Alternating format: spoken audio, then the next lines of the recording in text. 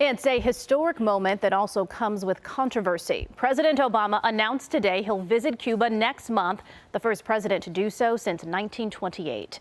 CBS 2's Vince Girasoli has reaction from local Cuban Americans. Hermana, sister.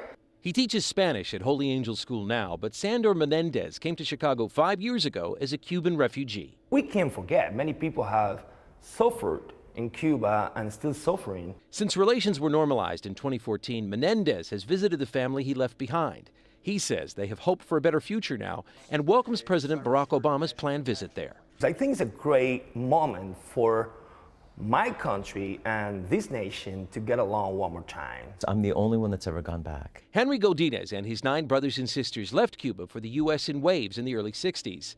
Some of them have trouble with his visits there and with Obama's plans to travel to Cuba as well. I grew up being told that we should never go back to Cuba until the Castros are dead and gone. As an artistic associate for the Goodman Theater and a Northwestern professor, Godinez has returned 7 times to Cuba since 2003, fostering cultural exchanges for both organizations.